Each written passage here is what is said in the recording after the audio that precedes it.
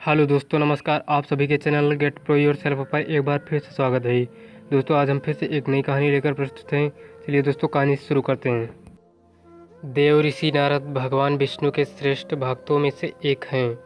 वे सदा भ्रमण करते रहते हैं और भगवान विष्णु का नाम स्मरण भी करते रहते हैं। एक समय की बात है, देव ऋषि नारद अपने वाहन के पुत्र पर्वत मुनि के साथ पृथ्वी का भ्रमण करने का निश्चय किया। वे दोनों स्वर्ग से पृथ्वी लोक को चले। स्वर्ग से निकलते वक्त दोनों ने एक दूसरे को यह वचन दिया था कि जो भी उनके मन में आएगा, चाहे वह विचार अच्छा हो या बुरा हो, बिना संकोच के मुक्त हृदय से एक दूसरे को बता देंगे। इस तरह निर्णय करके देव ऋषि नारद और पर्वत मुनि दोनों ही स्वेच्छा से भूमंडल पर भ्रमण करने लगे। कई महीनों घूमने के बाद वर्षा ऋतु का आगमन हुआ। वर्षा ऋतु बहुत ही कष्टदायी होती है और सदा बारिश होने के कारण घूमना फिरना कठिन होता है। इस ऋतु में नदियों का जल अपवित्र हो जाता है और उपयोग करने योग्य नहीं होता। आंधी और तूफान का भय सदा लगा रहता है, बना रहता है। इसी कारणवश वर्षा ऋतु में मुनिगण भ्रमण नहीं करते हैं और 4 महीनों तक किसी एक स्थान पर ही टिके रहते हैं। नारद और पर्वत मुनि ने भी वर्षा ऋतु में एक जगह पर रुकने का निर्णय लिया। वे दोनों राजा संजय की नगरी में रुक गए। राजा संजय बहुत ही धर्मार्थ पुरुष थे। उन्होंने नारद मुनि और पर्वत मुनि का आदरपूर्वक सत्कार किया।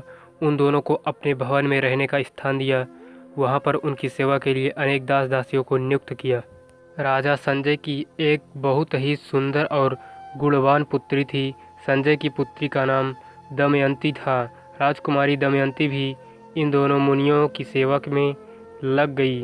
वह दोनों मुनियों को सदा ही समान दृष्टि से देखती थी।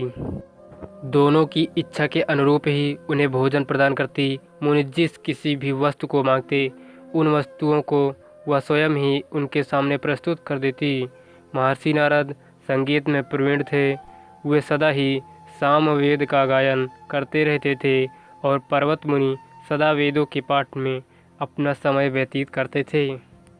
इस तरह दोनों मुनि राजा संजय के नगर में वर्षा ऋतु बिता रहे थे। संजय की पुत्री दमयंती अभी अभी नवयुवती हुई थी और महर्षि नारद के अनुपम संगीत को सुनकर वह उन पर मोहित हो गई। देवा ऋषि नारद भी उस राजकुमारी के मोह में पड़ गए और उससे विवाह करने का मन बना लिया। इसके बाद राजकुमारी ने पर्वत मुनि और नारद मुनि में भेद करना आरंभ कर दिया। दोनों को भोजन और वस्तुएं देते समय वह नारद मुनि पे ज़्यादा ध्यान देती। पर्वत मुनि ने देखा कि राजकुमारी दमयंती नारद पर ज़्यादा ध्यान दे रही हैं, मानो जैसे नारद उनके पति हों। तब पर्वत मुनि ने नारद मुनि से पूछा, मित्र, मैं देख रहा हूँ, सच बताओ, क्या यहाँ पर वही हो रहा है जिसकी मैं आशंका कर रहा हूँ? जहाँ से मैं देख रहा हूँ राजकुमारी दमयंती तुम पर मोहित हो चुकी हैं। मुझे यह लगता है कि तुम भी उससे विवाह करने का मन बना चुके हो। पर्वत मुनि की बातें सुनकर नारद मुनि कहते हैं, मित्र, यह बात सच है कि दमयंती मुझ पर मोहित हो चुकी हैं और मैं भी उससे विवाह करना चाहता हूँ। नारद मुनि की बातें सुनकर पर्वत मुनि को क्रोध आ जाता है। वे कहते हैं, स्वर्ग से निकलते वक्त हमने एक दूसरे को यह वचन दिया था कि जो भी भावना हमारे मन में उत्पन्न होगी उसे हम निसंकोच होकर एक दूसरे से अवश्य कह देंगे। तुमने यह बात छुपाई है, इसीलिए मैं तुम्हें श्राप देता हूँ कि तुम्हारा मुख बंदर जैसा बन जाए। पर्वत मुनि के श्राप देते ही नारायण भक्त नारद जी का मुख बंदर जैसा हो गया। उस वक्त नारद को भी क्रोध आ गया और उन्होंने पर्वत मुनि को श्राप दिया, पर्वत मुनि, मैं तुम्हें श्राप देता हूँ कि तुम स्वर्ग जाने का अधिकार खो बैठो। आज के बाद तुम केवल पृथ्वी पर ही भ्रमण करते रहो। इसके बाद पर्वत मुनि संजय का महल छोड़कर चले गए।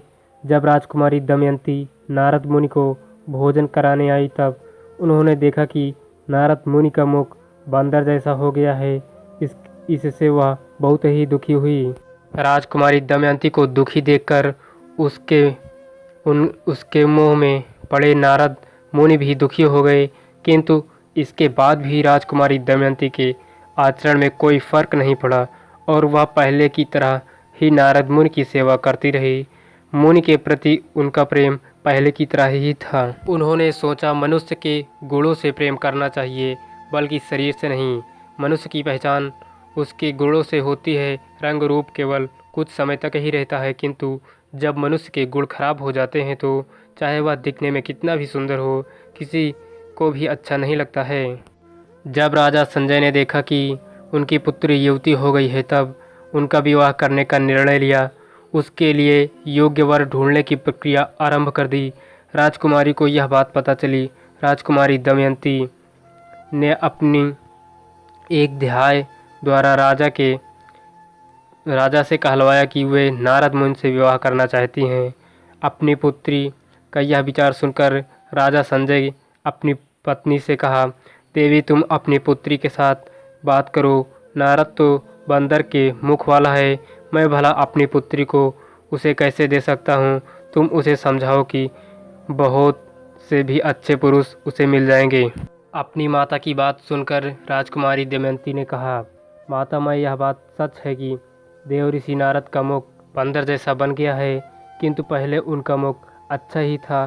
पर्वत मुनि ने मेरे ही कारण उन्हें शाप दिया था, इसीलिए उनका मुख बंदर जैसा हो गया है।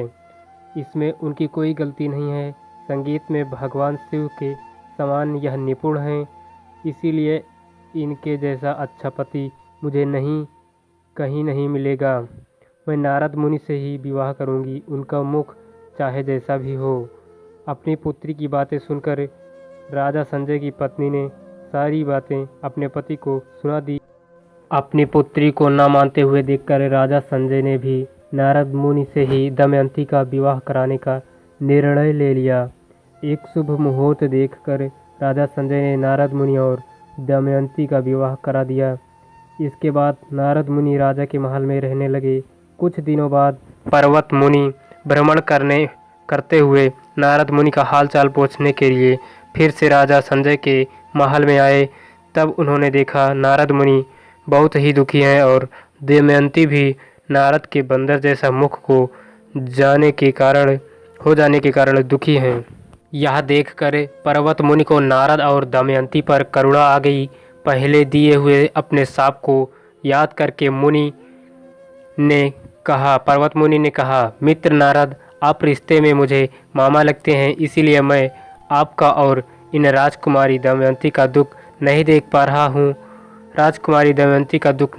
रहा हूँ। पर्वत मुनि ने कहा, मैं अभी तुम्हें पहले दिए हुए शाप से मुक्त करता हूँ। इसके बाद नारद मुनि का मुख पहले जैसा ही सुंदर हो गया, जिसे देखकर दमयंती और नारद दोनों ही बड़े प्रसन्न हुए।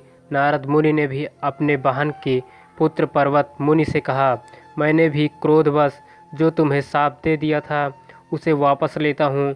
तुम अब फिर से स्वर्ग जाने के अधिकारी बन जाओगे।